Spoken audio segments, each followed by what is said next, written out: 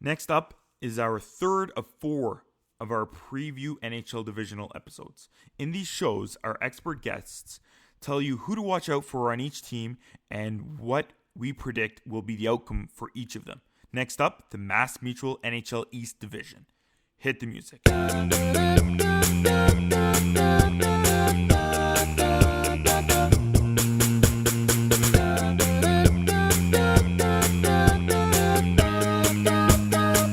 Welcome to Jablam Sports Hockey, folks. I'm your host, Peter Borjarinov, and the mic is always on.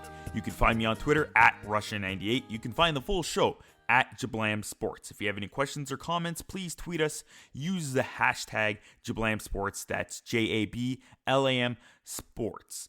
Please subscribe to us if you haven't done so yet, and click on the 3 dots in your podcasting app.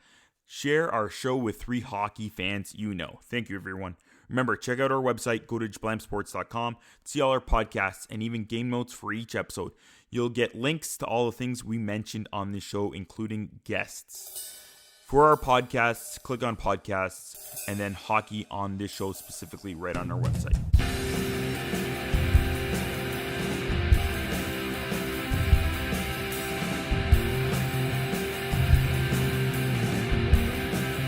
Let's head over to Massachusetts and talk some Bruins. Now we have Evan Marinofsky. How would you pronounce that? Marinofsky. It's just how it's just how it's written. It's just how it sounds. It's actually isn't as tough as like a lot of longer last names. Marinofsky. And your background, if that's cool to talk about, would you say it is? It's not Russian, actually. It is not. I'm Irish. I'm mainly Irish and a little bit Italian.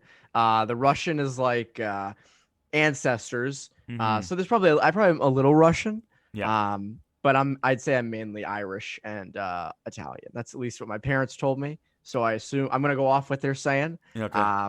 So yeah. But it's funny, the Russian last name, I always forget that it's like, obviously I know it's Russian, but sometimes people reply to me on Twitter like, "Oh, nice to see a Russian covering the Bruins," and I'm like, okay, sure.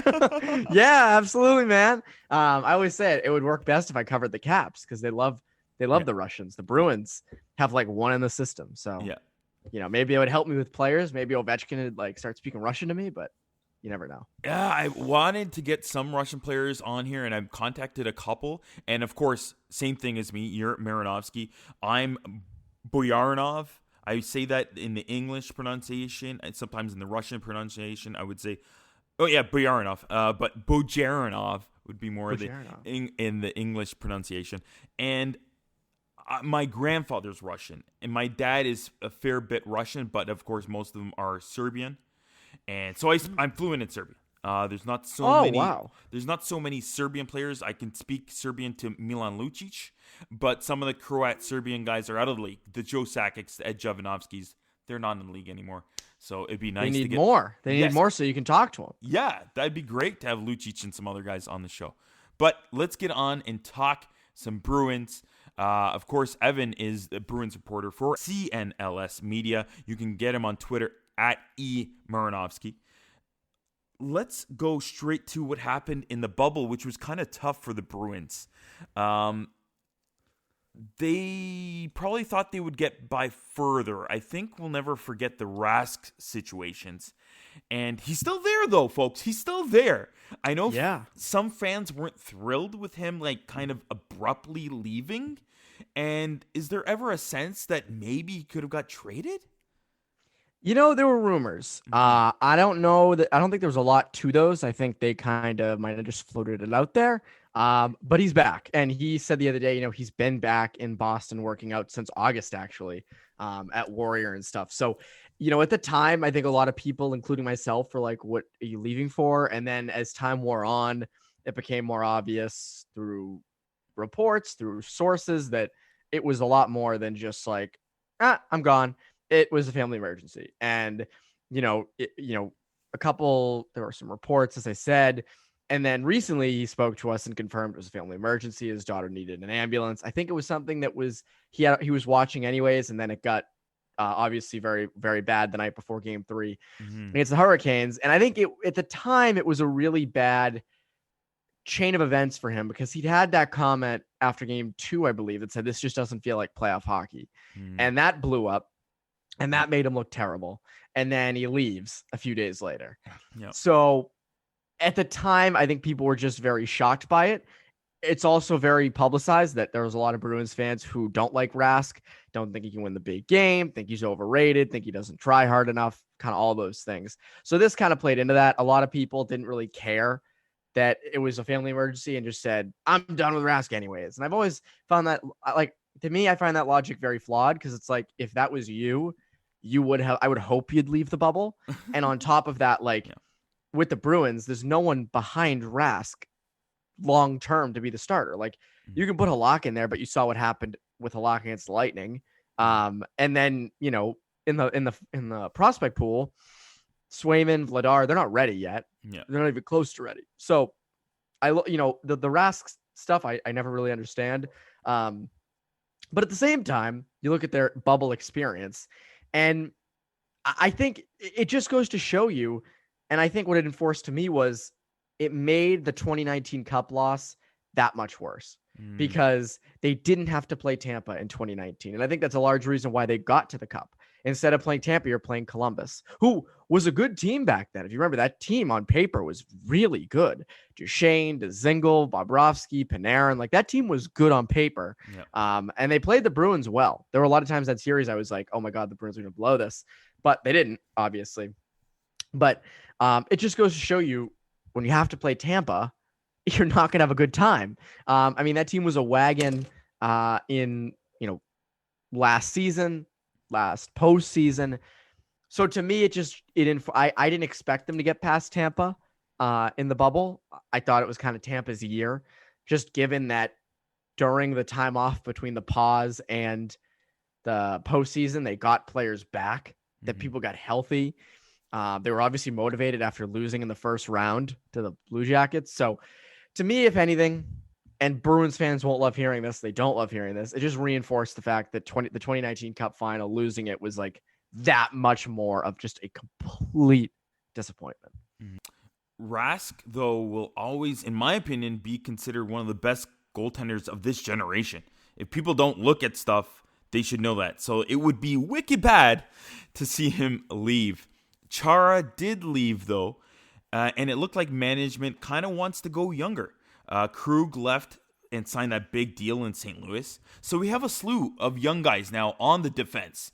Are any of Zboril, Lauzon, or even Clifton ready for a bigger role, maybe a bit of a breakout role?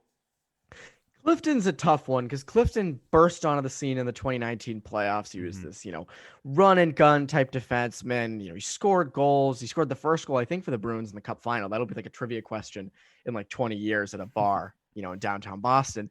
But Clifton needs more consistency. Clifton just needs to be a little bit more responsible defensively. The right side right now, though, seems pretty, stacked up well. I don't see the right side changing that much. Obviously, guys get injured. Guys can get COVID. So I imagine Clifton will be in the lineup, a good amount. Could play his way in. Lauzon and Zboril are different because it's that left side, which there's a lot of space on. Lauzon right now is slated to be with McAvoy on the top pairing.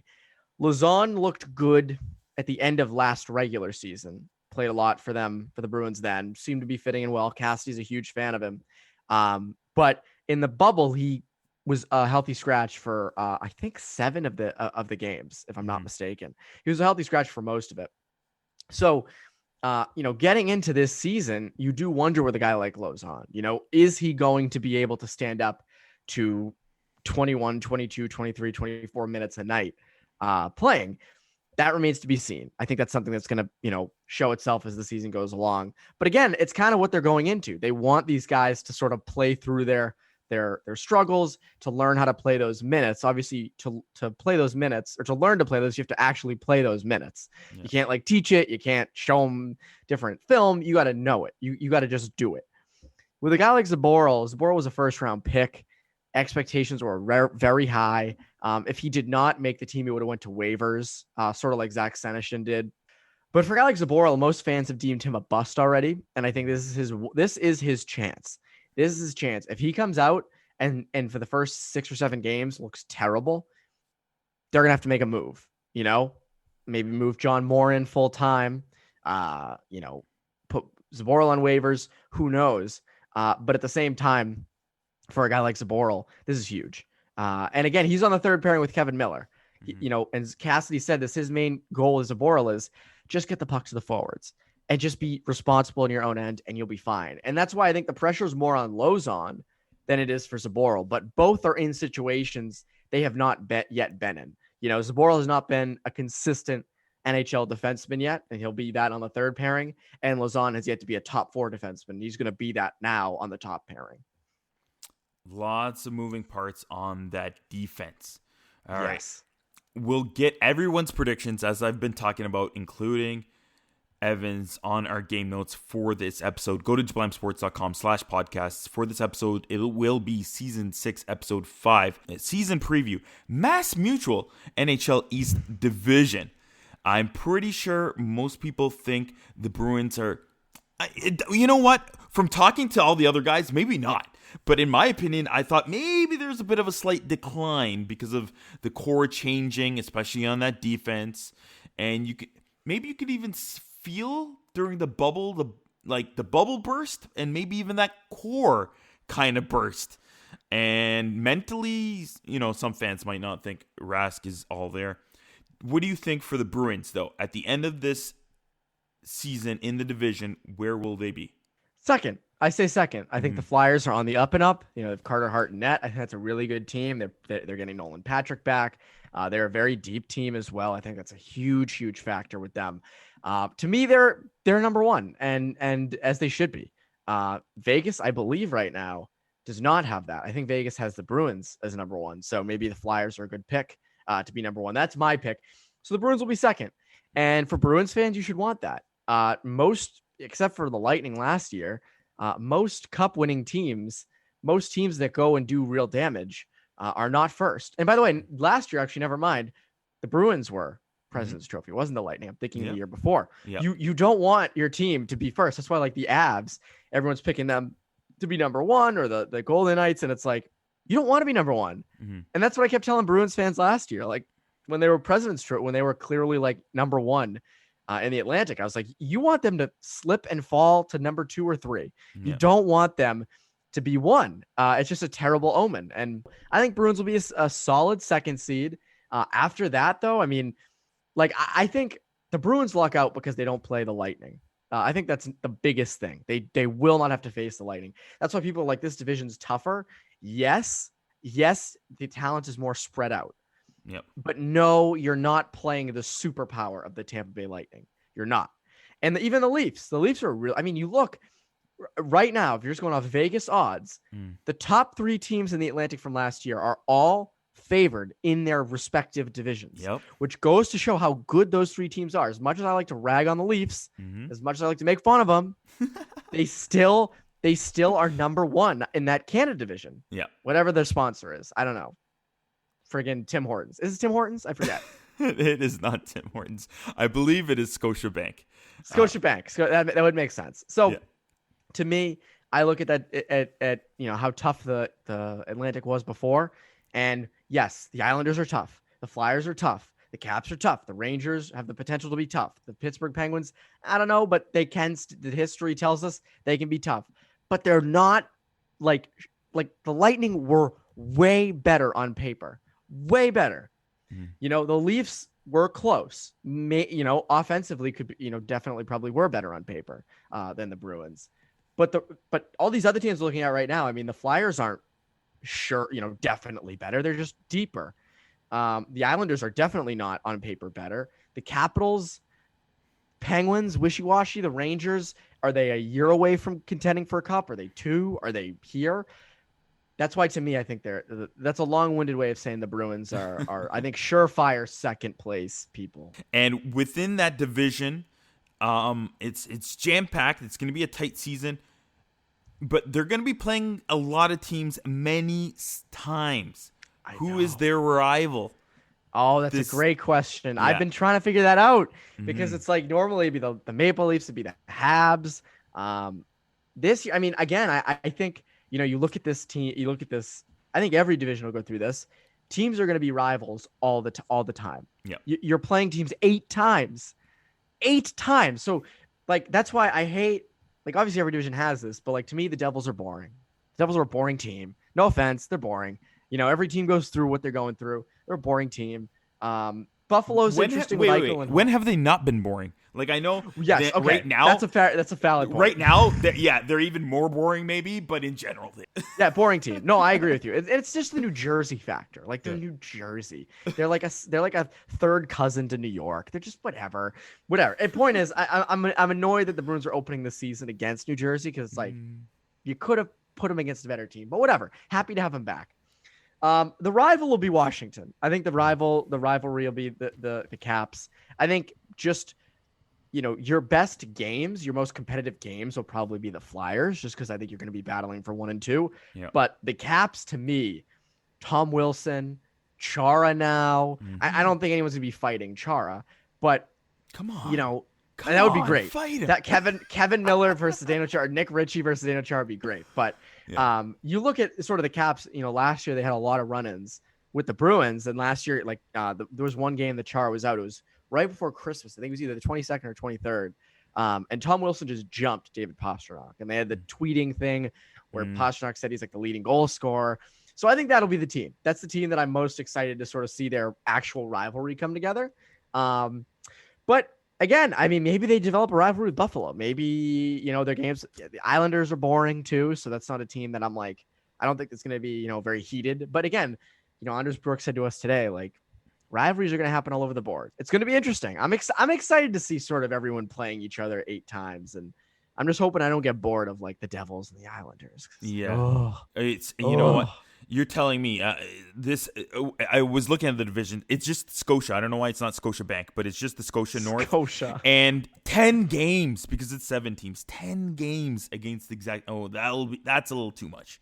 But I'm thrilled for the Bruins. I can kind of cheer. You know, some people don't like me sometimes because I cheer for Boston teams, because I did cheer for the Celtics before there were Raptors. So yeah. I can cheer for the Bruins because they're not in this division right now from my growing up as a Leafs fan. And good luck to the captain, Marchand. No, wait. No. Oh, yeah. Bergeron. That was good. That was a good prank they pulled. I like that because it's funny that I was worried because it was so, I mean, it was the worst kept secret in hockey. It was obvious that Bergeron was going to be captain. And I was like, you know, if they announce it, people are going to love it. But it's like, it doesn't get the traction. Like, you don't get the interaction on social media with it. Like, oh, it's great. We all knew Bergeron was going to be captain. Yeah. But the way they did it, like, I watched the video and I was like, oh, they'll just do some nice little ceremony for him. And then they call Marchand. And the greatest thing is you can't see Bergeron's face in the thing. So you can kind of, you can meme him just sitting there, just like watching Marchand get the captaincy. It's funny. We talked to him yesterday. And he was saying how they told him a few days before he was going to be captain. But it's like, I wish they hadn't in that situation. It's like, it would have just been 1,000 times better if that was just straight up. Like, oh, we're giving it to Marchand. But he still would have known. Like, I'm pretty sure. Oh, yeah, absolutely. And it goes to show you how good a guy Marchand is, or like how funny he is. That he, like, most players would get very offended if you're like, we're going to jokingly call you the captain. Like, that was my takeaway from the other thing. Like, you know, most people might get kind of offended that, like, they're a punchline to be captain. But he was totally cool with it. He loved it. Obviously he has all the respect in the world for Bergeron. So yes, very, very good prank by the Bruins. Really, really liked it. It was good. I think Marchand likes being the butt of a lot of jokes. All right. Oh yes. You can find him on Twitter at Marinofsky. It was great talking to you. Thanks for having me on. Now we head over the border, just over the border for myself from Toronto, to Buffalo and talk Sabres. Back on the show's longtime pal, Chad DeDominicis. He's the managing editor at Die by the Blade, and he's also the co-host of the Expected Buffalo podcast. You can find him on Twitter at CM DeDominicis. Welcome back, Chad. Yeah, thanks for having me, man. I appreciate it. It was another long off season for the Sabres. This one longer than usual. The Sabres had a pretty good offseason, no? Yeah, right. Yeah, I think so. If you look at what they've done, a few of the moves, we're not going to talk about all of them, but they traded Marcus Johansson for Eric Stahl. That's boosting up their top 2 lines. Gone are obviously guys like Vesey, but they hired the best gun on the forwards for the free agent market, and that's Taylor Hall. What kind of impact are you expecting from Hall? Another MVP one? Wouldn't that be amazing? And who's he going to play with? Yeah, it's I'm definitely expecting a lot from this year. It's a 1-year contract, and I think he's using that this opportunity kind of as a way to get himself kind of reset. We know he had a down year last year with New Jersey and Arizona.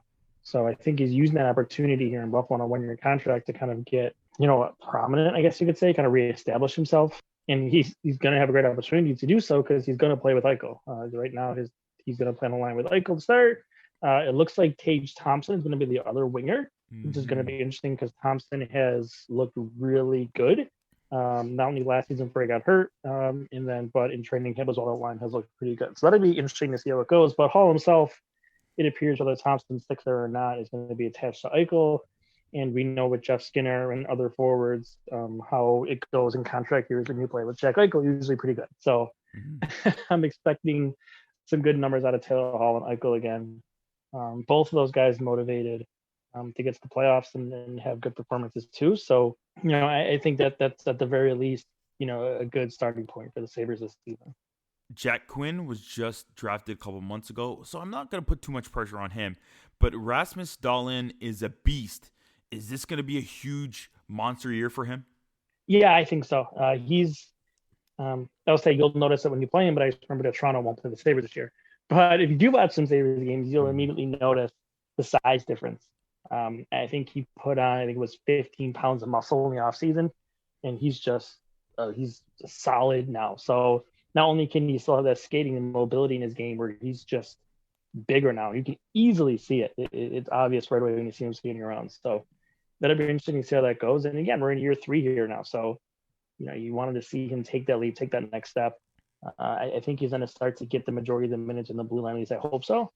Maybe not to start right away because that's kind of the way Kruger rolls. But I think eventually, he'll be the top minutes guy there. And yeah, I'm expecting a big season from him. And the Sabres going to need that. He's going to be a restricted free agent in the offseason here. And they kind of got to determine if they want to hand him big money at the end of the season here or if they want to do a bridge deal. So this is a big year for Dahlin, but I'm expecting some big things from him.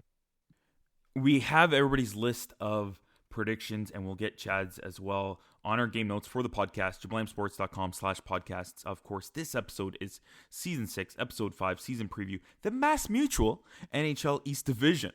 I think a lot of people already think there's going to be a nice jump for the Sabres, and they might be in that bubble playoff position this year. What do you think, Chad? Yeah, I think so too. They have to have a few things go their way. I think the top 6, their top 6 with Hall, like I said, in Eichel, and then you're going to have Stahl, Olofsson, Reinhart, as your top 6, and Tage Thompson in there too, whoever kind of rotates in that spot on the top line. So I think that top 6 can kind of play with anybody in that league. It's going to be if they can get the scoring, when they put Skinner on that quote-unquote de facto third line, is he with good line mates? For example, is he going to play with Dylan Cousins, who we saw play excellent at the World Juniors? He's going to be on the team this year. It looks like the start, at least tomorrow, against the Capitals. That's not going to be the case as of practice today. They're not going to play together, which is a little bit frustrating, but we'll see if that kind of changes, because I think those two together could be something. And then you have 3 scoring lines, the Sabres haven't had in a long time. But there's still questions on that blue line. Ristolainen is still hanging out. He's going to probably get a lot of minutes. But the biggest concern for me is goaltending, that they didn't address that at all. Hutton really struggled last year. Allmark took a step at 5-on-5, but his penalty kill numbers were atrocious. So, you hope maybe that bounces back, and then his 5-on-5 play kind of stays, what it was last year. But, Hutton's kind of the concern there. He had that vision problem, which is astounding, that they didn't know that or didn't really care. He had problems tracking the puck with his vision last year. So that could have played into his poor performance. And maybe now that he's got that corrected, he can get a little bit of a bounce back here, but that goaltending really scares me. So I think at the end of the day, they're probably most likely in that 5-6 spot in that division. But really, I could be talked into pretty easily if some things go their way to being a top 4 team. For rivalries, it's going to be a pretty compact division. It's going to be tight, all fighting for those big spots. In this Mass Mutual division, who do you think is going to be that main rivalry for the Sabres? Yeah, they're bringing Boston over there with them, right? So I think Boston's going to, kind of keep that from the Atlantic Division, with Boston Sabres. Well, at least one way, Sabres fans are not big fans of the Bruins for playoffs, the Ryan Miller stuff. So it goes back a long time there. But another team I think to keep an eye on in that regard would be the Flyers. They haven't played in the division together, but they've had a lot of playoff series over the years. And, Sabres fans are not that fond of the Flyers. And for what it's worth, the Flyers have absolutely dominated the Sabres the last few years. So hopefully the Sabres can kind of, I guess you can say rebound with that, because they're going to be playing them 8 times this season. So yeah, I think the Bruins and the Flyers would be the two main teams. The other ones, there's really not, a lot there to grasp onto. Again, you can find him on Twitter at DeDominicis. Chad, thanks for stopping by. Yeah, not a problem at all, man. Let's head over to the Garden State and talk to Matt Laughlin. He joins me now. He's the New Jersey Devils radio play-by-play man.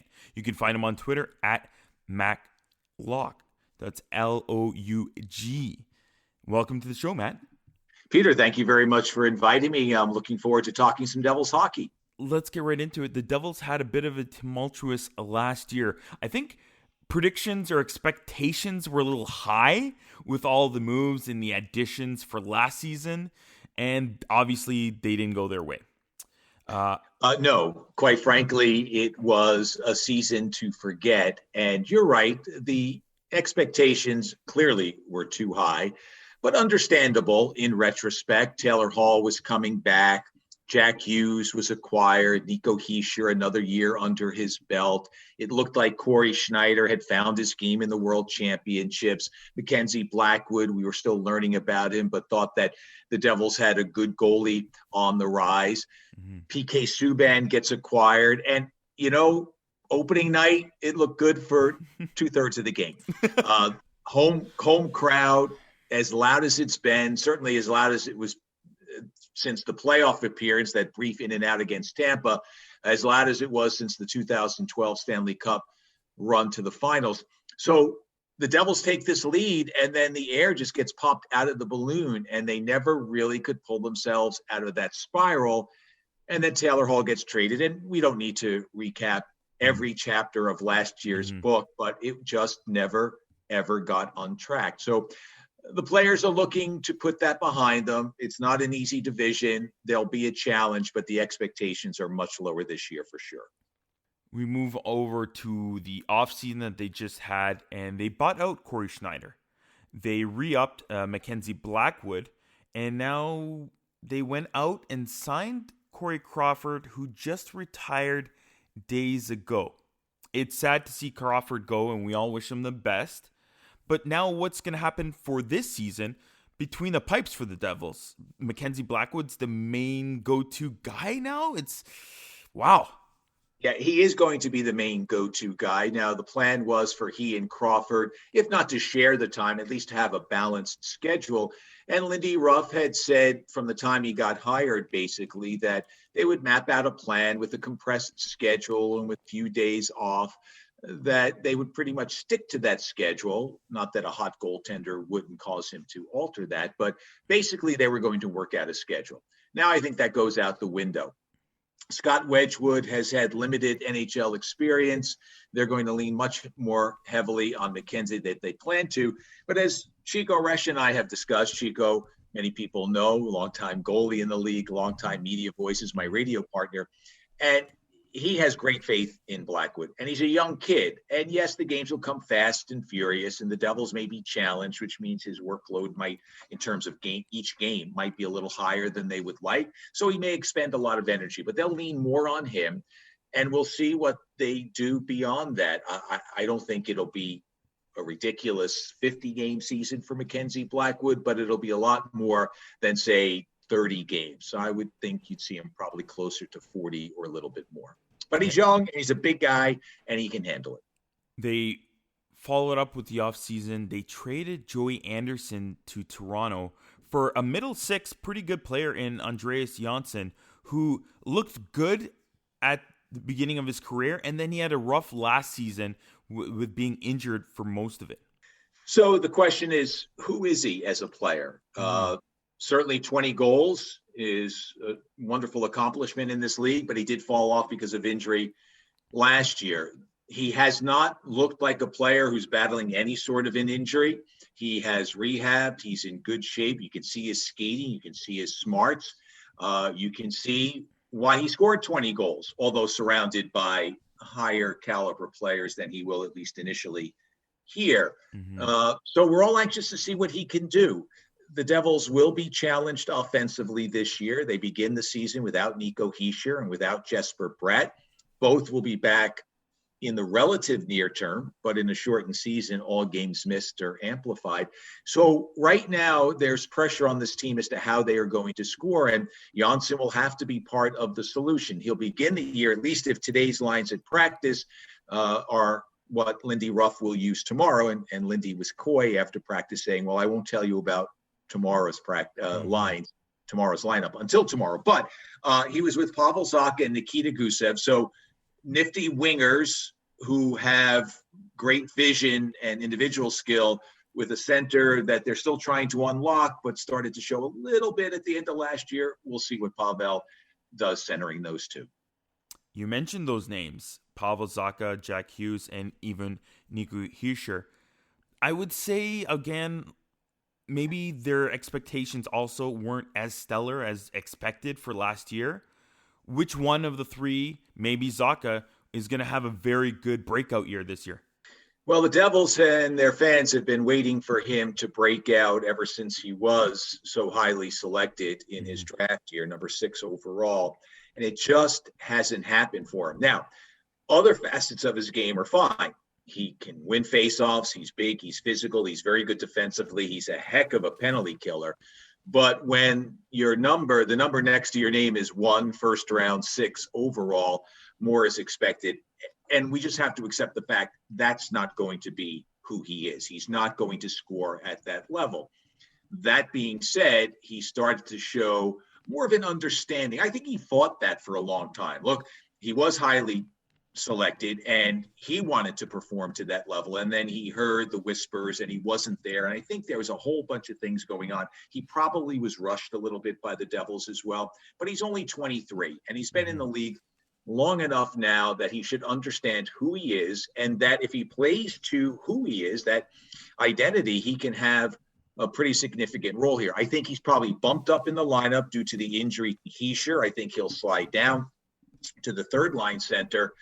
But for now, look, this is a chance for him to show that what he did toward the end of last year when he started to put up a few points, not great, not a point per game guy, but more regularly, that maybe he started to figure out he's comfortable now with really who he is.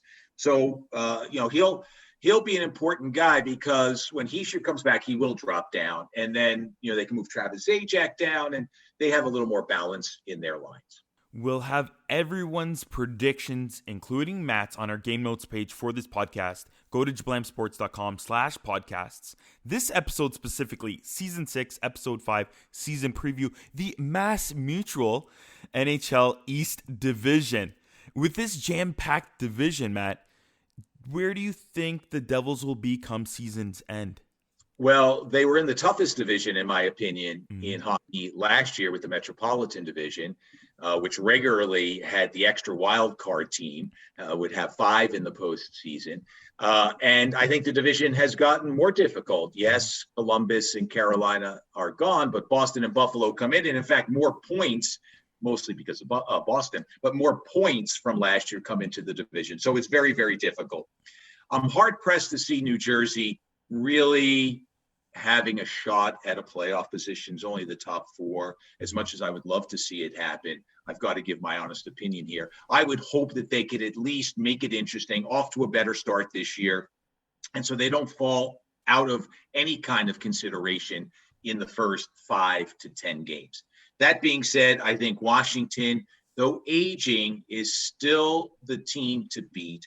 I think Boston has a lot of question marks because of so much change. No Char, even though he was diminished from his earlier All-Star, Hall of Fame credentials. They lose Krug. They'll not have Pasternak for virtually the entire season. Marchand's coming off of injury. So I think there's some questions there, but I think they're good enough to be number 2. And then there's all sorts of wild cards, but I'm going to go with Philly 3, the Islanders 4. I think Pittsburgh doesn't make it at 5. Then I'll go Rangers, and because I'm prejudiced, Devils and Buffalo. I'd like to see at least the Devils be able to get out of the basement in the division. I think Pitt, they've made some changes. I just don't know that they are what their championship resume says they are anymore, despite the fact they have Sid and Malkin. I think there are just too many question marks. So I think I'm not sure they make it. Yeah, they've really changed up their D, and I think a lot of people noticed that as well. When we look at this division and all the different teams and all the rivalries that we've seen with New Jersey, especially in the New York, New Jersey area, is there one team specific that you think there will be a stronger rivalry? Because they're playing like 8 games against these teams now. Yeah, it's like old school Patrick division, even going back to the original 6, Saturday and Sunday home and homes, where there'll be a decent amount of hate, which is a good thing in hockey, as you know, Peter. Yeah. The Rangers rivalry will never be exceeded. And so it's enhanced by the fact that they'll play them 8 times for a lot of reasons.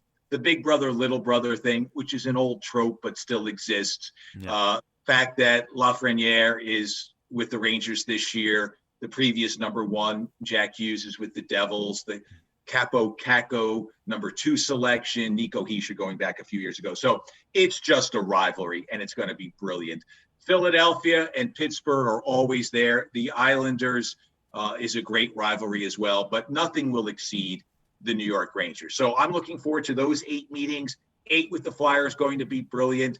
And let's face it, it's a shortened season, so much pressure is on the points. You don't have that, we're playing a Western Division conference team. So, all right, we gave them a point. It doesn't matter. No, it matters. And in 56 games, you can't fall too far behind and expect to make it up. So looking forward to Boston kicking off the season with 2 games at Prudential Center. And then it's right into those longtime rivals, Rangers and Islanders next week. But the Rangers are it. I'll be quite honest. Yeah. That's it. It's Blue Shirts and Devils, the greatest rivalry this team has. Again, you can find him on Twitter at MacLoug, Loug. It was great chatting with you, Matt. Peter, thank you very much for the invite. I had a great time as well, and looking forward to the start of the season. Let's go to Long Island, talk to my boy Christian Arnold. He's the editor-in-chief at New York Islanders Hockey Now, and of course the co-host of Hockey Night New York. You can find him on Twitter at C_Arnold01. Christian, welcome back to the show. Hey, thanks for having me. I'm excited to be here. I'm excited for hockey, that we're actually talking about real games. We are going to be talking about real games, but before we get to the games coming up, let's get into the offseason and their aspirations for the year. Yes, we actually have their aspirations for the year. The Islanders went all the way to the conference finals and got beat by the Stanley Cup champions in 6 games, the Tampa Bay Lightning. Everything just seemed to come together in the playoffs. Varlamov, the depth, the defense, it was all clicking. Does it still feel like they are technically top competitors, though? It seems like GM Lou Lamoriello really believes they are. Yeah, no, I mean, also, I think if Lou didn't believe that, he wouldn't tell us anyway. I mean, you guys know Lamoriello as well as we do down here. Yeah, I don't think any of the expectation has gone away. I think this Islander team is successful when they play well as a unit and as a team, and obviously not much has changed. Obviously there's a couple little changes, and Devontae's having to be traded to Colorado. Johnny Boychuk won't be here, and that's really it. You look at the rest of the roster up and down, you get some additions in Oliver Wahlstrom and Kiefer Bellows, who will be here in some capacity. We're not sure what, but it sounds like they'll be playing some role during the course of the season for the Islanders. And then obviously the addition of Ilya Sorokin in net as the Islanders backup for this season. So not much has changed outside of that. And it has to be exciting because you get the sense that these guys really, especially the longtime Islanders, these guys really, got a taste of how close they were last summer, and they're dying to get back there, and they're, itching to get back there. And Even the coaching staff, Barry Trotz said earlier at the start of training camp that the Game 6 loss to the Tampa Bay Lightning will be something that will haunt him even to his deathbed. And I think that just goes to show you what that meant to not only the players on that roster, but the coaches that were there and everyone in between. So certainly there is a hunger and there's obviously always a desire to win, but I think even more so now, especially for a lot of those guys who have been career New York Islanders, who have been longtime Islanders and have seen this organization go from one where maybe they're lucky if they're a playoff contender to there is a real expectation now for them to get back to the Eastern Conference Final and for them to get back to a Cup final for the first time since, a very long time. They've locked in Matt Martin, which seems like a good leadership move. I know players on the team love him, and they have a good core unit together.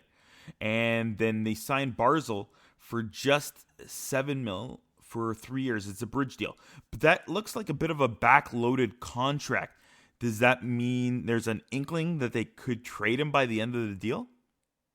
I mean, I don't think so. I know, people are going to try and read into it how they want it. I also think part of it probably has to do with the financial situation with the National Hockey League and all 31 members of its clubs. Gary Bettman the other day was on a conference call with reporters and, highlighted just how much the National Hockey League is losing financially this year by playing. And he did not make a secret about it. It's in the billions, and that's billions with a B, not to confuse it with millions with an M. That is billions. So he certainly was not hiding that fact. And I think everyone kind of understands the situation in that, the first couple of years and this year, next year, still, we might be getting out of this kind of COVID chaos. And that means the league, the salary cap won't be moving likely. The finances won't stabilize for another couple of years, and teams won't be back into, a better financial standing until a couple of years down the road. So I think down the road, I should say. I think that's really what that was. I wouldn't read much more into it. I think Matt Barzal made it pretty clear when he said how much he loved being on Long Island and being a New York Islander.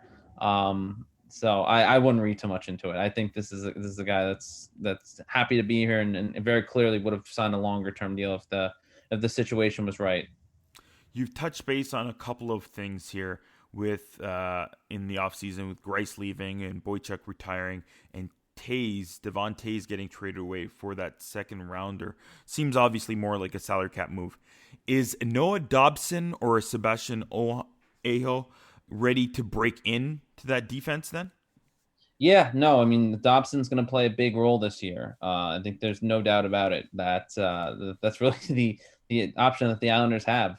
And, Lou Lamoriello said at the time of the trade back a couple months ago that he wouldn't have made that deal if he didn't feel confident that the Islanders had someone to pick up the slack that they were leaving, that they were kind of losing with Tays going to Colorado. And you're absolutely right. That was 100% a deal that needed to be made to free up some cap space and, make sure that they were able to sign who they needed to sign. And unfortunately for the Islanders and for Colorado's benefit, that had to be Devon Tays, who's a very good defenseman, and they got a very, very good defenseman out west now in Devon Tays. But, I don't think the Islanders make that move if they don't have full confidence that Noah Dobson's going to go in there and be able to handle himself. He's got the benefit this year, and he had the benefit last year going into the playoffs and during the playoffs and playoff bubble in Toronto and Edmonton of having Andy Green there and kind of being able to learn from him. So that certainly takes a little bit of the pressure off, and I don't necessarily think that he's being thrown immediately into the deep end by getting big minutes early on, especially. I think you'll see somewhere around maybe 12, 13 minutes is what he logged last year when he got 30-something games in the absence of Adam Pelech, and then obviously in the playoff game that he had against the Tampa Bay Lightning in the Eastern Conference Final. And Sebastian Aho, too, I think he's here. He's going to play a role as well. It's interesting because Sebastian Aho is a very, very interesting situation with the Islanders because of he's obviously had a lot of success at the AHL level. You look at his numbers, you look at the accolades. I think he's been to the AHL All-Star game every year that he's been down in Bridgeport. And that's not by accident. And that's a big credit to him. But unfortunately, because you have a guy like Dobson, because you had a guy like Tays, there just wasn't, and then you had some of the more depth defensemen that were veterans. It just didn't seem like he's been able to crack the lineup. This year, there's a better chance just because you kind of don't know what's coming at you, and there's going to be injuries. Inevitably, there's going to be injuries, or unfortunately, you're going to deal with a COVID situation in one way or another. So he'll be here. He'll play a role. But obviously Dobson is the guy that's going to be the one to watch on defense, because he will be now a NHL regular for the New York Islanders. With it being a bit of a sprint of a year, and you've talked about injuries and changes and being more fluid, they've gone out and added Corey Schneider. But is Ilya Sorokin there to back up Varlamov for sure? And how much action and impact will he have for this team for this season? Yeah, no, that's 100% sure. Corey Schneider, they're still trying to finalize the agreement. It wasn't on the Islanders roster when it was announced today. Now, Lou Emerald did say that should be worked out in the next day or two. So it's not as though he's not going to be here. But this is Ilya Sorokin's time to kind of be the backup. He'll have a couple of NHL guys to learn from, and Semyon Varlamov, who he described the other day. His relationship with him is a little bit like a big brother. Certainly helping to ease the transition to Long Island in North America. The question of how many games he's going to get is going to be a real interesting one, because obviously there's going to be an adjustment period. The North America game is much different than the game in the KHL, and there's still going to be some time you're going to need to acclimate. But considering the short season and considering that you're going to want to at some point get him in there, and he's going to get in there. It's just a matter of when and how the schedule works out. And I think that's the biggest thing that's factoring into Barry Trotz's decision. He was saying the other day that a lot of it's going to be based on the schedule, and the benefit too for the way the schedule is laid out is that there's not a ton of travel, which means that he can, if he needed to, go to a singular goaltender on a shorter break. So if he plays in Long Island one night and the Islanders are in Boston or New Jersey the next night, and they're back home on Long Island that same night, that the travel is very limited, that he's able to utilize them more than he would in years past where things are a little more spread out. So my guess, I would say, I continue to use this number. I think we see him in about 12 to 15 games this year, Ilya Sorokin. We'll get Christian's thoughts and predictions for the actual Mass Mutual NHL East Division on our website, so check it out for the Season 6, Episode 5 episode. I'm not too sure anybody really knows where or what the Islanders are, but for you, Christian, where do you see them at the end of the season in this Mass Mutual NHL East Division? I would say I love the fact that you're using the sponsorship title. I do love it. That's great, because there's such a massive pushback that it makes me want to use it too, and I appreciate it. But I think that when you look at where the Islanders are going to land, they are going to be somewhere. I think they make the playoffs. Mm-hmm. I see them in that 3-4 spot, somewhere there. I mean, you look at the list of teams in the Eastern Division, or the East Division, I should say. You can almost lock in a couple of them. It's hard to really see. Other than just one spot, it's really hard to see other than one spot being available. I mean, you look at teams like Boston, they're going to make the playoffs. There's no doubt about it. Washington, I don't think there's much of a question that they make the playoffs. I know that there is some question whether Pittsburgh does, but I still have them in that kind of upper echelon. And even if they don't, you're looking at Philadelphia, which had a phenomenal year last year. Obviously got bounced by the New York Islanders in the playoffs, but still, they were there. And, those two guys are probably duking it out over one spot, and then you have another spot open. So that's, you're looking at a spot that's basically being fought out for between the Islanders, the New York Rangers, who I think will be in the mix. Pittsburgh, if they're not already in the playoffs, they'll be in that mix battling it out. So it'll be tough, but I could see them making the playoffs. Like I said, I think that 3-4 slot is where we end up seeing them at the end of the day when all 56 games are played. We all know of the New York rivalries.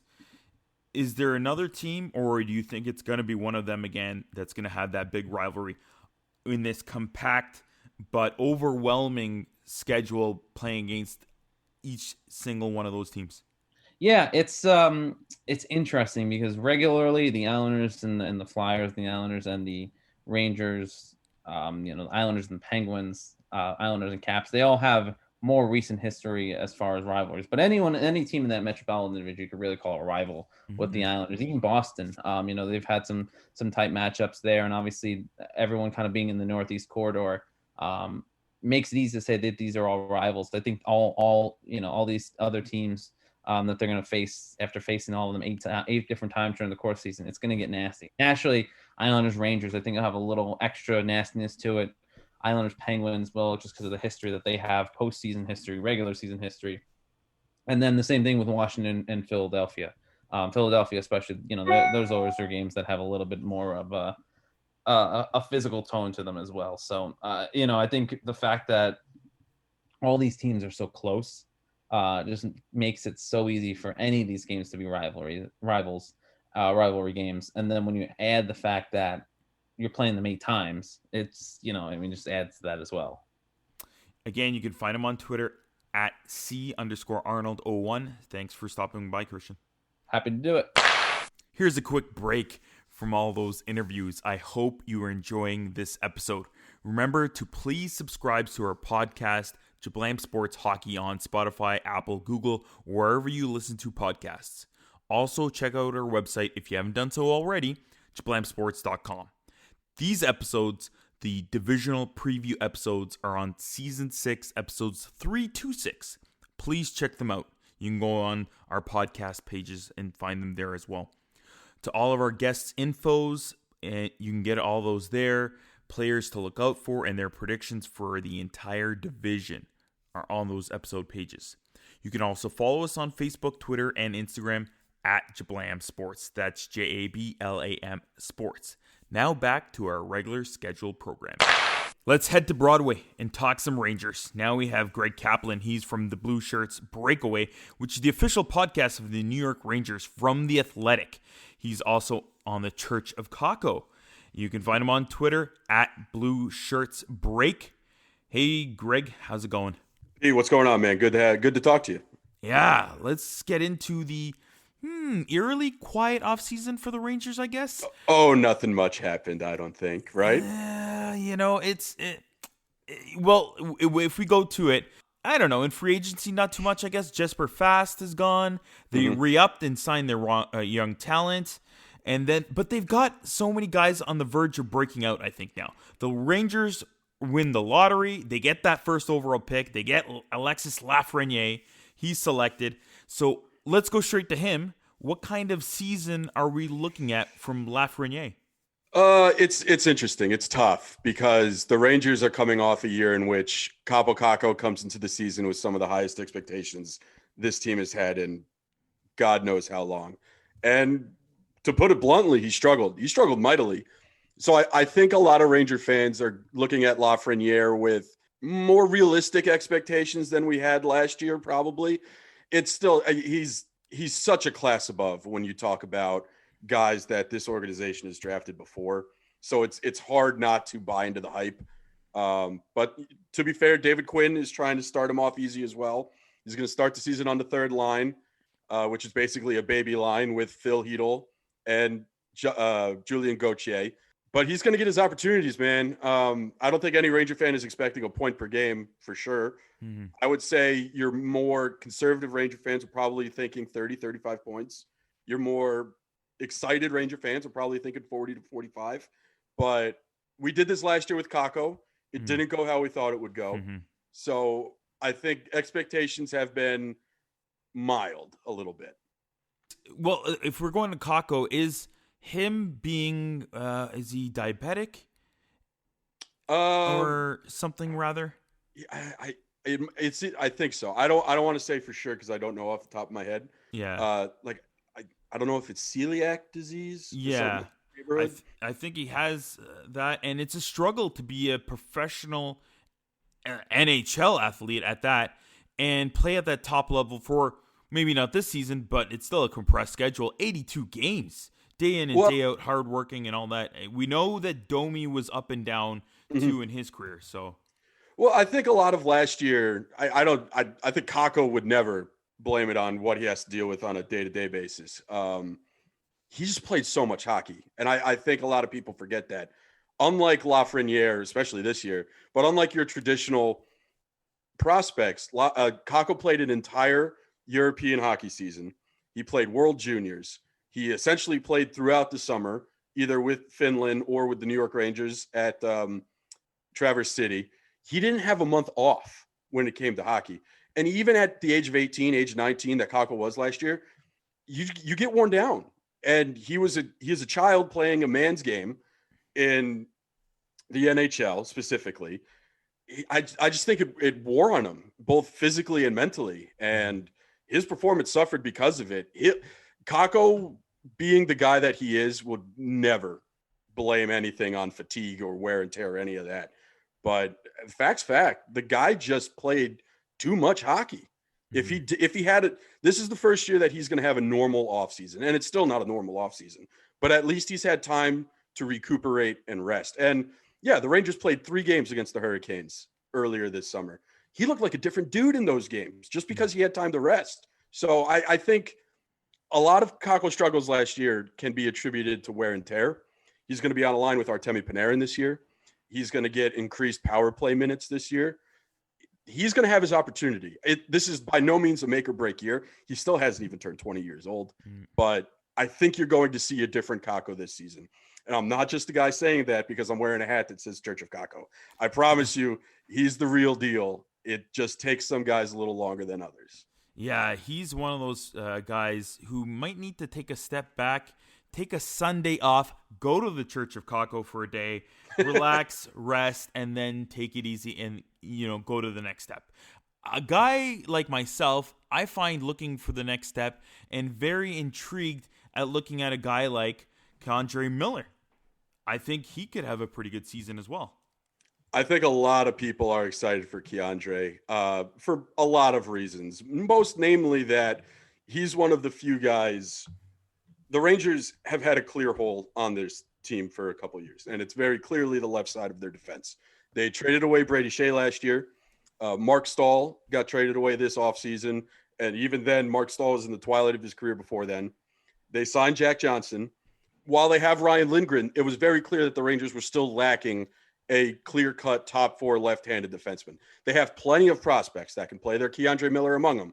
They also have Zach Jones. They also have Matthew Robertson. They had a lot of guys further down the pipe that fans are excited about.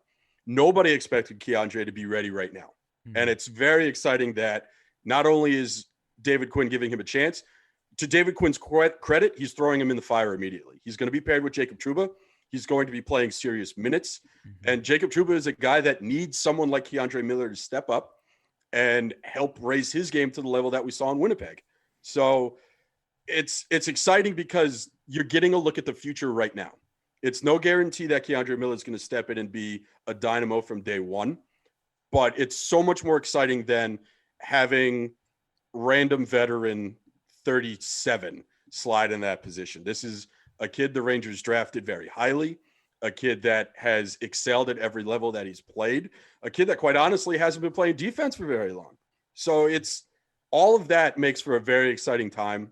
And it's just so fun to get to root for one of your own like that. It's always more fun when you can plant your flag in a guy from the draft and move forward with them. So I'd say every Ranger fan, as excited as they are for Lafreniere, as excited as they are for Kakko year 2, K'Andre Miller is creating so much buzz around this team. It's just great to see. I've been talking all episode about everybody's predictions, and we'll get Greg's on our game notes for this podcast as well. So check it out. The Mass Mutual NHL East Division predictions, they're on there. I'm not sure about the Rangers this year. I feel that they're moving in the right direction. In people's predictions so far, if you check out the website, it's hilarious. Some people have Rangers way up there in like 3rd in the division. Some people have them a fair bit lower. Where do you see them in this Mass Mutual division by season's end? I can't realistically sit here and say that they're going to finish higher than 6th. Mm-hmm. But I will say that it's not impossible for them to finish as high as 3rd. A lot's going to have to go right for the Rangers, and a few things are going to have to go wrong for a team like the Capitals and the Islanders.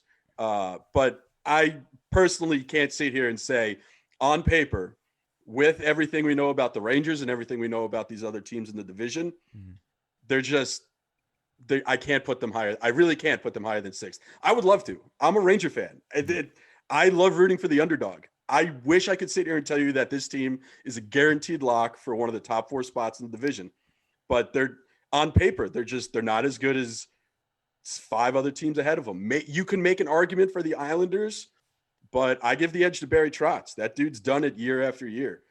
6th is where I see it. I wish it. I hope it's higher. I hope I'm wrong. I really do. I want to be wrong. Rivalries galore in this division. It's a tight one.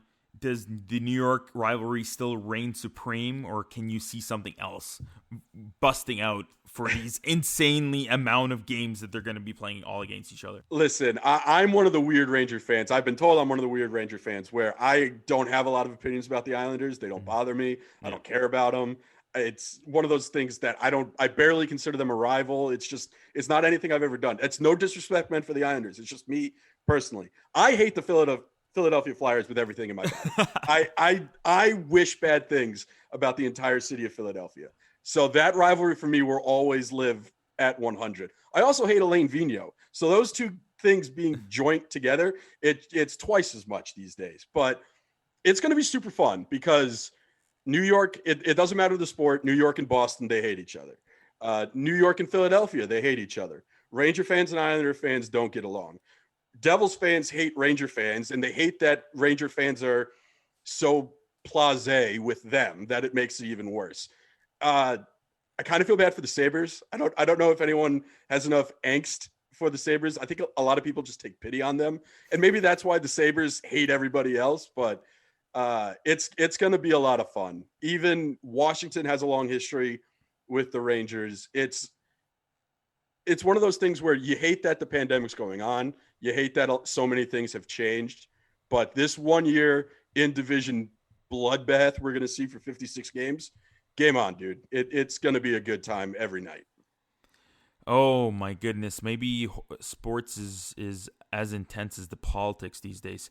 You can. I don't know about that. My 9-to-5 job is working in news, and I got to tell you, man. Yeah.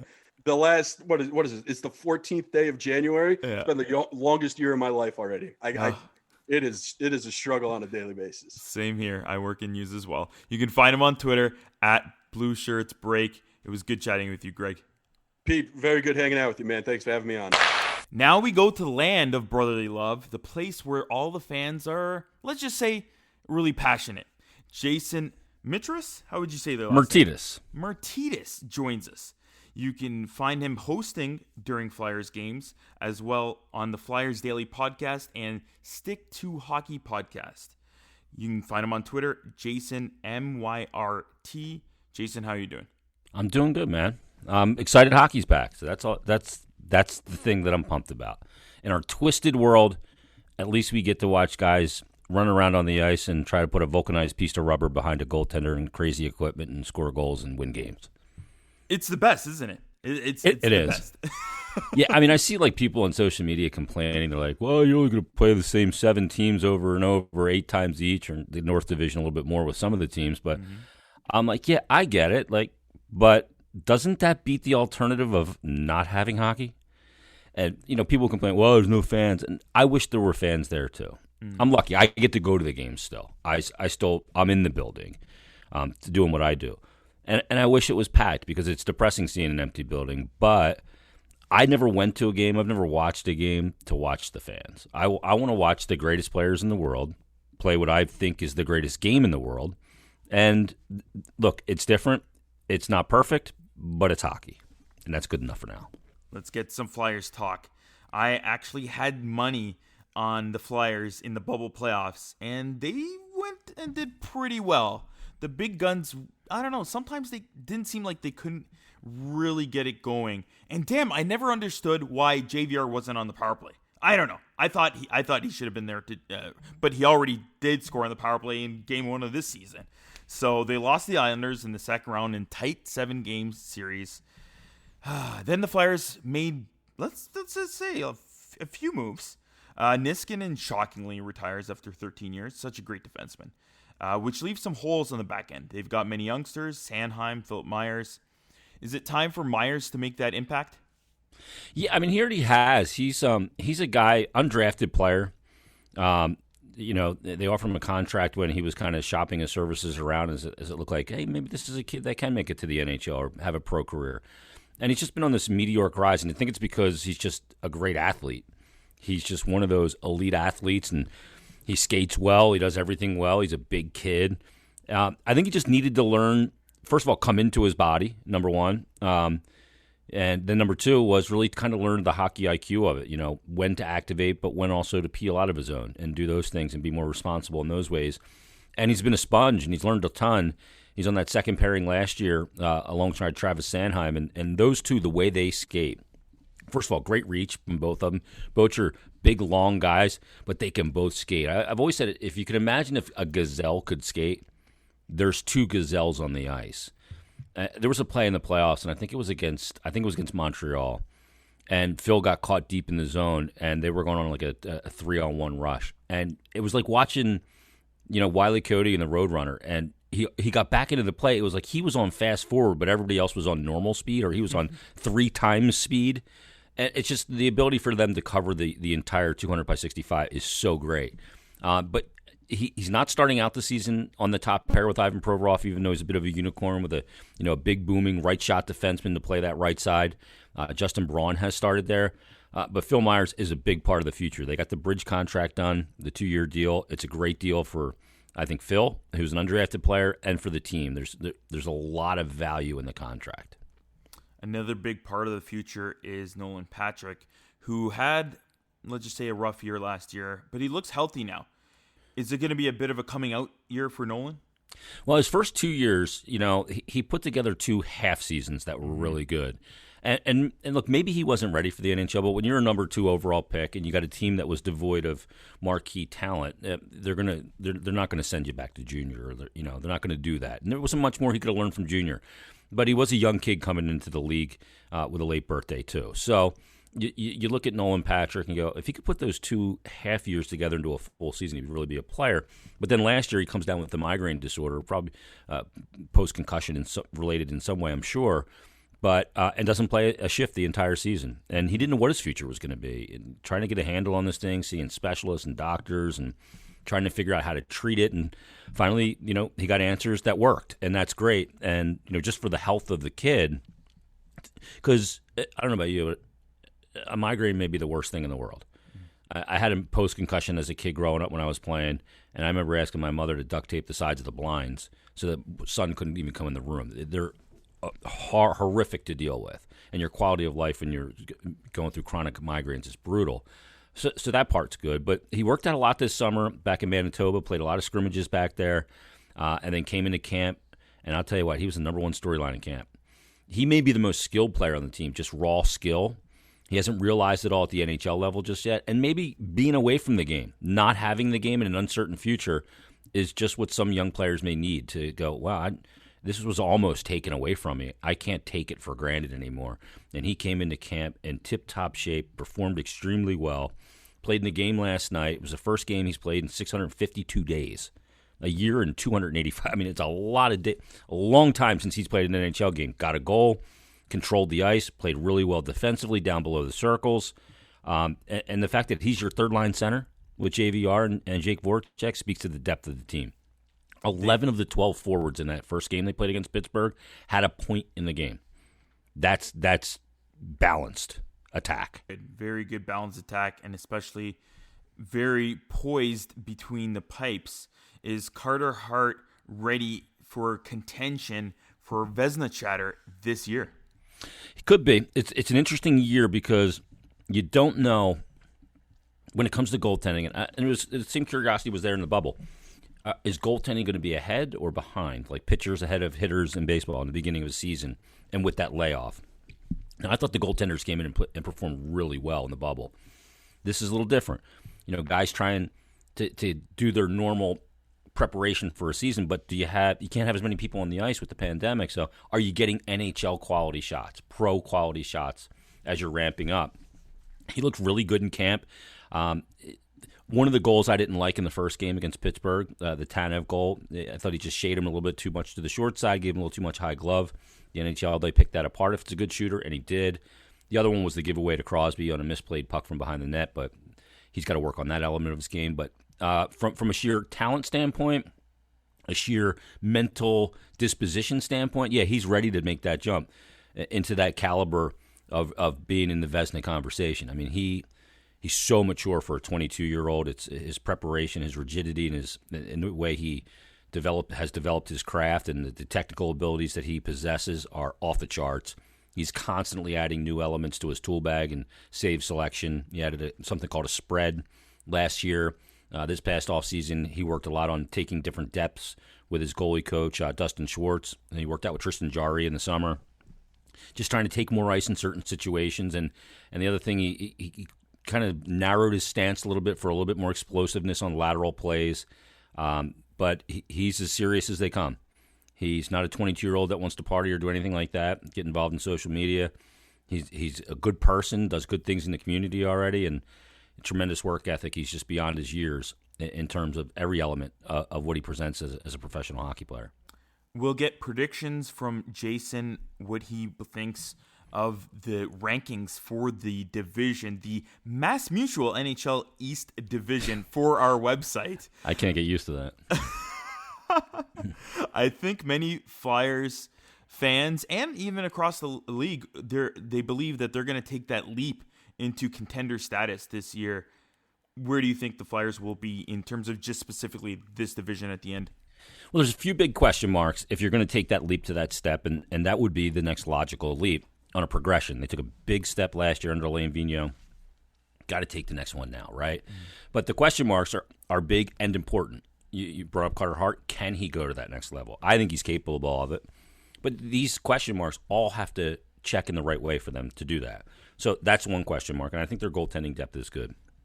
The other one is your top pair right side D, along with Ivan Provorov. Now, Provorov is a top-line D-man, but is he of the stature of Drew Doughty in his prime, or guys like that? He's not quite there yet. So you have to have somebody with him that's really going to be an asset. Is Justin Braun the answer? He is right now. Is he the long-term answer? Probably not. You're facing the top line as a top pairing D. So you're going to get, in this division, you're going to get the Patrice Bergeron, David Pastrnak, and Marchand line, when you play the Bruins. You're going to get the Ovechkin-Backstrom line when you play with the Washington Capitals. You're going to get Sid's line when you play against the Pittsburgh Penguins. You're going to get Barzal and that line when you play against the Islanders. You're going to get Taylor Hall and Jack Eichel when you play Buffalo. It's a tough task. It's easy to go, make him the number one guy on the right side. No. That is of paramount importance, because the way you want to make those teams beat you is not with their top guys. If their top guys feed, they win. And you go, okay, we got to shut them down, and then let's try and minimize what the rest of the team can do. So that's a big question mark. And then the health of Nolan Patrick is still a question mark. And can he stay healthy?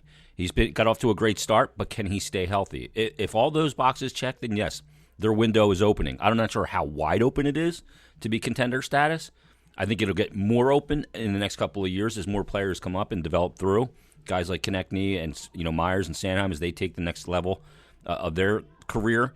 But it's open, and if those boxes do check, and I hope they do, then they'll be in that conversation for sure.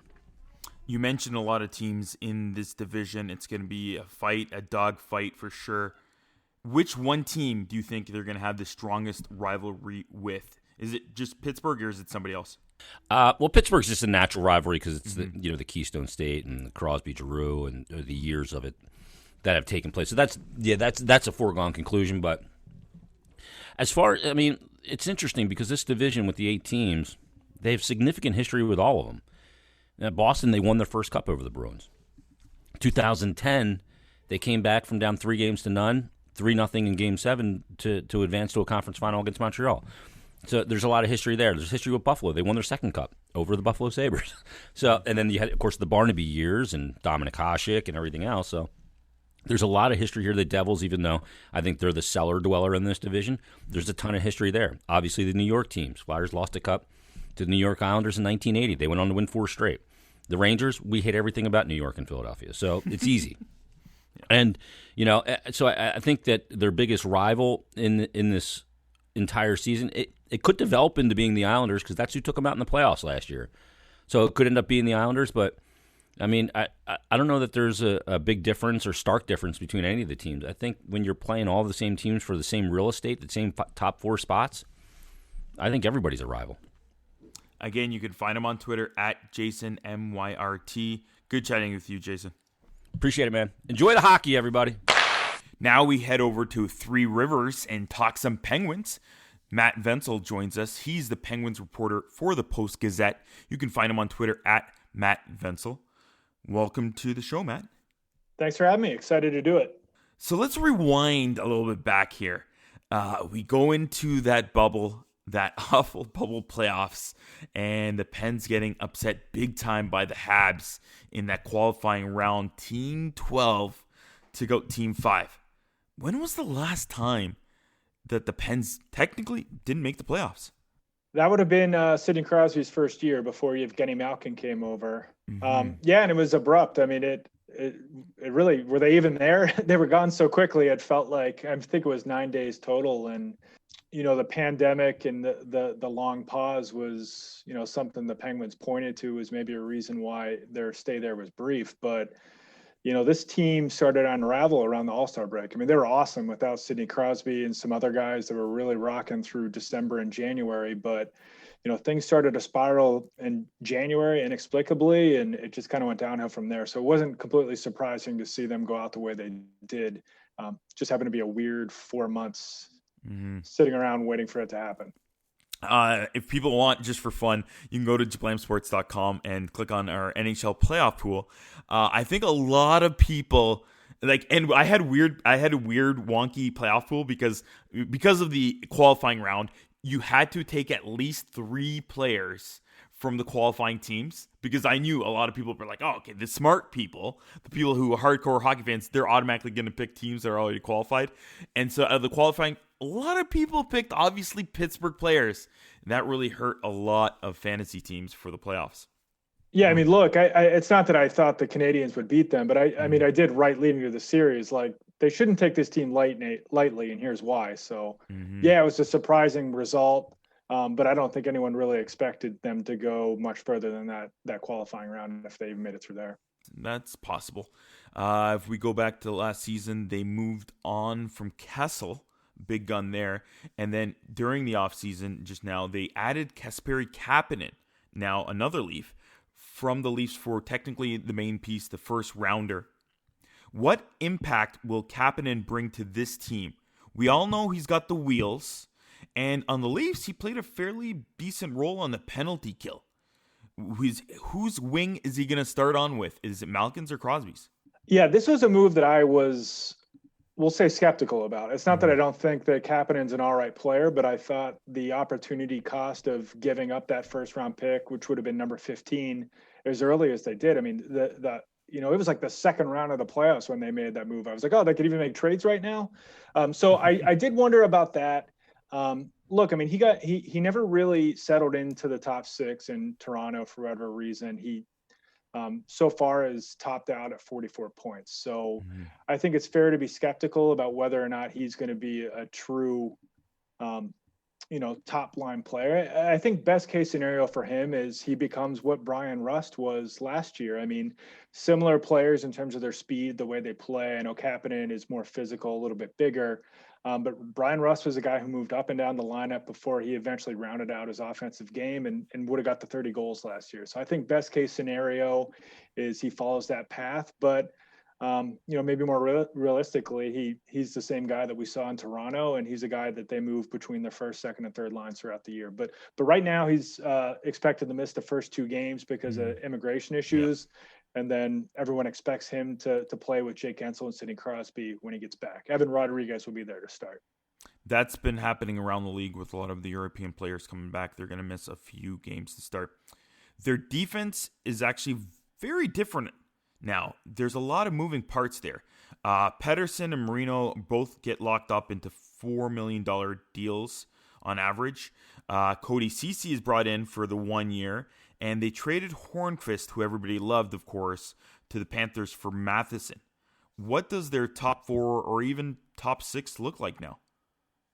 And they moved on from Jack Johnson, who was a bit of a lightning rod in Pittsburgh, and Justin Schultz too.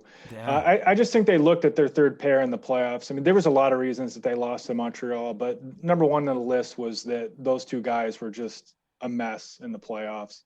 I can't think of the numbers off the top of my head, but a lot of the goals scored those two guys were on the ice, whether it was directly their fault or not. So they moved on. I mean, the top pair is going to remain Brian Dumoulin and Chris Letang. Those guys work great together. But I think they're going to tinker around there with the next two pairs. I mean, Marcus Pettersson and John Marino, they played a lot together last season. I think theoretically they're a good fit, with Pettersson being a little bit more of a stay-at-home type.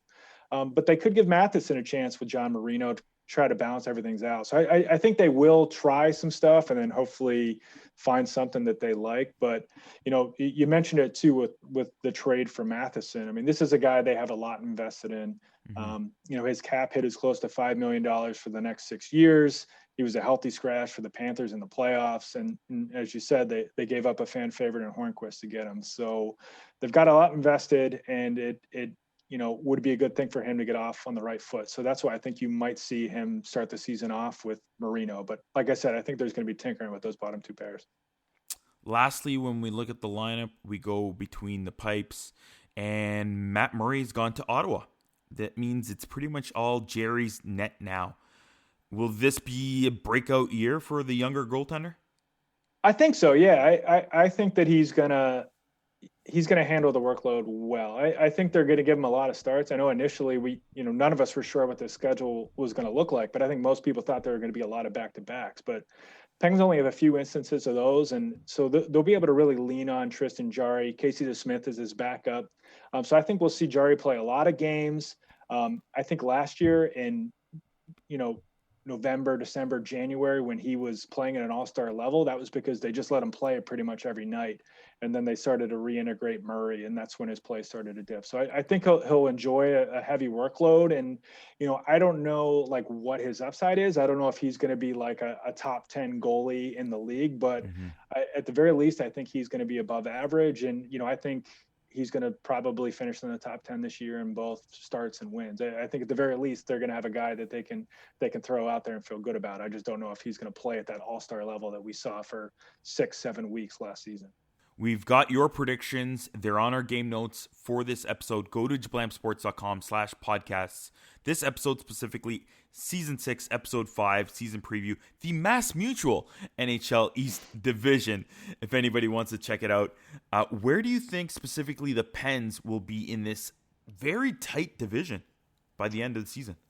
Yeah, I see there being 3 tiers in this division. It's arguably the best. I think Boston and the Islanders are probably the best bet to make it into the playoffs just because of continuity and goaltending. I think those two things are going to be a big deal. But I'd have the Penguins right there with a few teams in that second tier.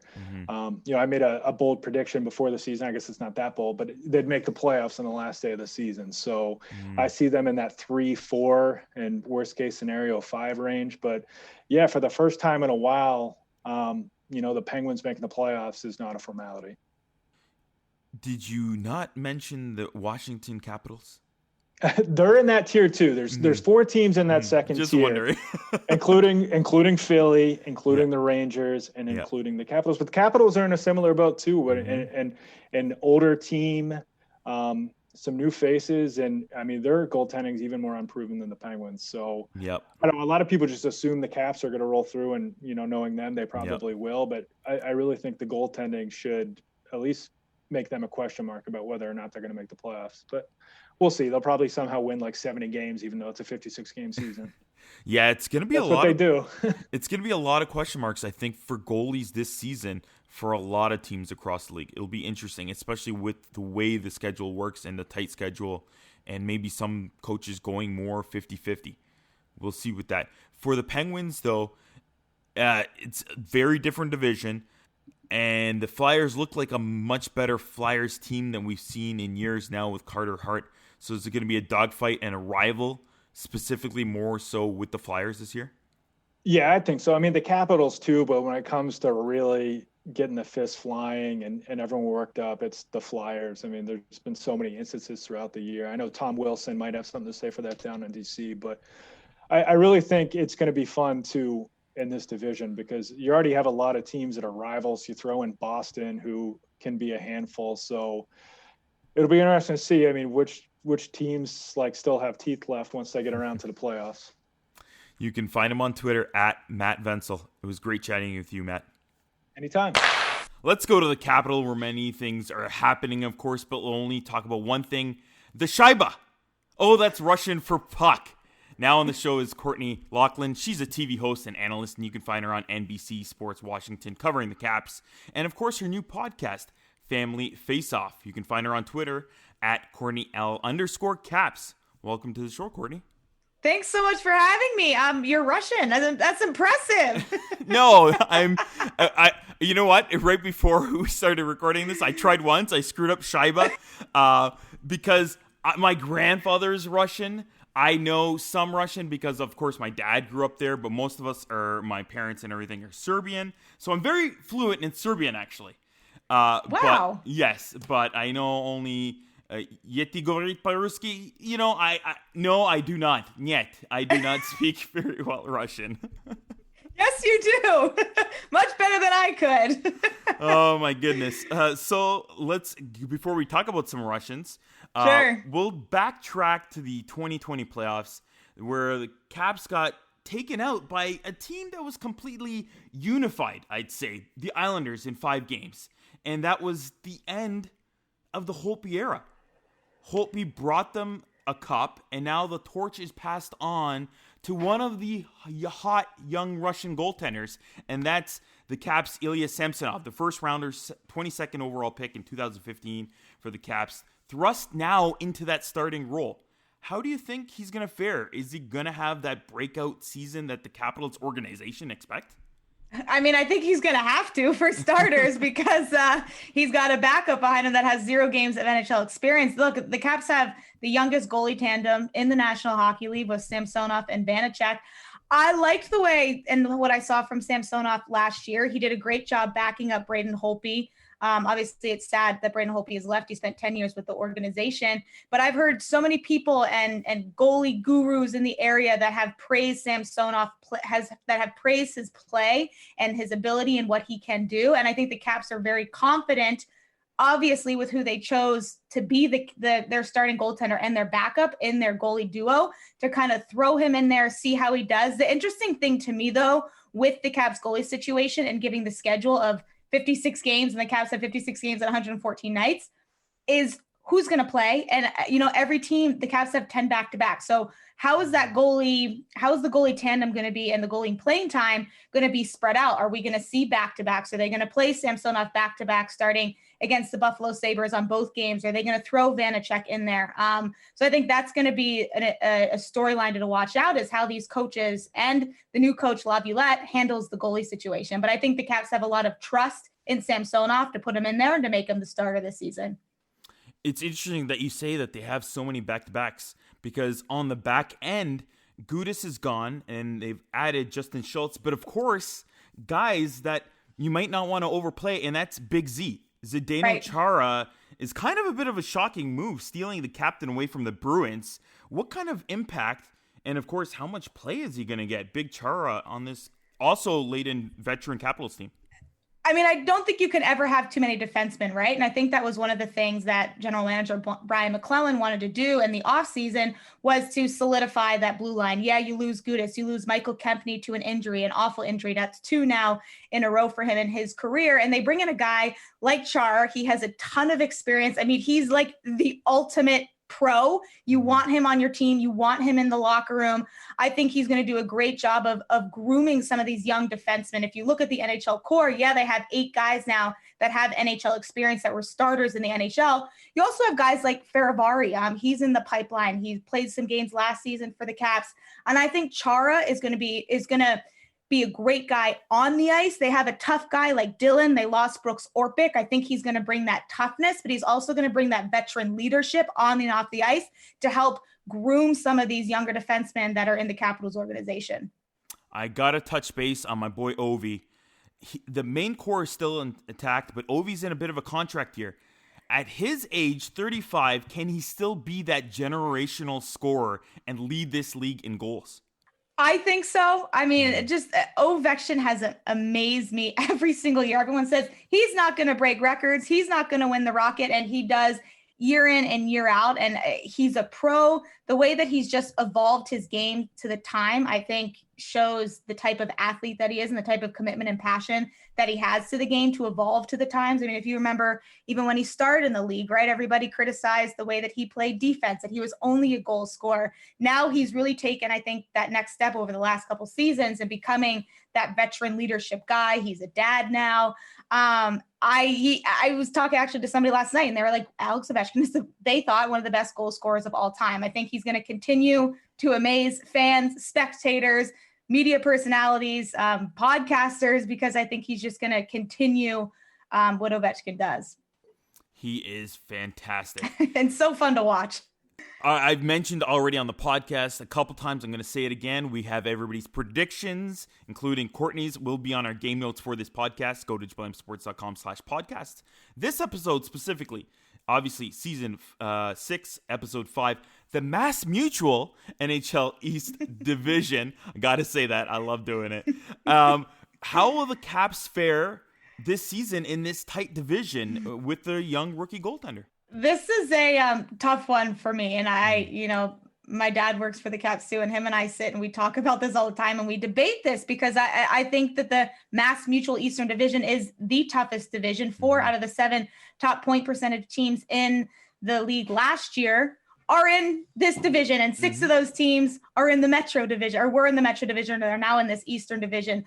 It's a tough division. I think when you look at it, though, my picks, Boston's going to make it. Flyers are going to make it. I mean, they put on a clinic last night against Pittsburgh. Yeah.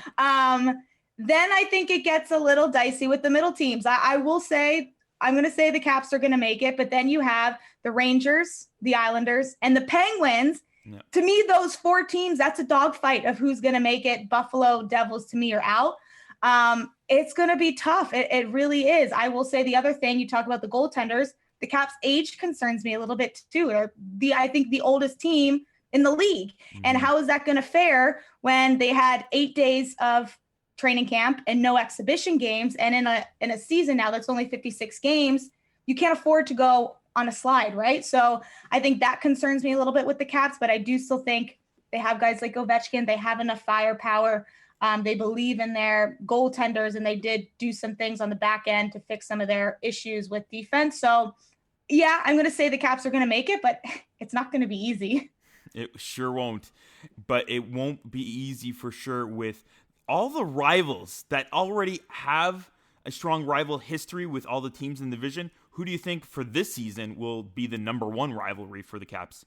I'm going to say Boston. I mean, we talk about Chara, right? However, almost 20 seasons that he spent with Boston. And I think that the way Boston plays, you have Marchand. I mean, he's a rival for almost every player in the league. I think the Caps and Boston always have a great matchup. And now that they're playing each other 8 times, I think that to me, that would be my pick on who's going to be their next rival. Again, you can find her on Twitter at Courtney L_Caps. Thanks for stopping by, Courtney. Thanks so much for having me.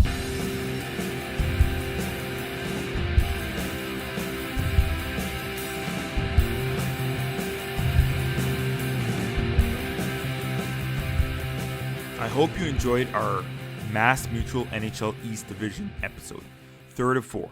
Just one more coming up in a few days. Thank you to our guests again. It was great having them on and finding out which players to look out for on each team. Remember, if you have enjoyed anything on this episode or you didn't, please tweet me or our guests. You can follow me on Twitter at Russia98 or the entire team at Jablam Sports. If you want, you can contact us, or if you have any questions or ideas for the show, also, you can use the hashtag Jablam Sports, that's JABLAM Sports, or you can go to our contact page on our website, jablamsports.com/contact. Please check out our website, again, jablamsports.com, to see all our podcast episodes and even game notes for every episode. You'll get the info from our guests and links to things we mentioned on the show. For these divisional preview series, again, go to our podcasts, and you can go to season 6, episodes 3 to 6 for these, and you can see all of the predictions our guests gave for the entire division. Please subscribe, rate, and review us on Apple Podcasts, Google Play, Spotify, or wherever you find podcasts. Also, click on the 3 dots in your podcasting app and share this episode with 3 friends. You can also follow us on our Facebook group. Shout out time. Today's shout out is to Brendan Dunlop. I worked with him on the Fox Soccer News show. Oh boy, that's been about 5 or 6 years ago now. He's a great sports broadcaster, host, and extremely passionate soccer fan. He's dropping a new book soon, D-Row My Life. It's an autobiography about Dwayne DeRosario, the greatest soccer player to ever come out of Canada. You can check it out on the web, or we even have a link on our game notes at the bottom of that page. Check this out. Good luck with your next step and the book, Brendan. And to every one of our followers, I'm giving you a virtual hug. Stay healthy, listen, be yourself, and stay strong.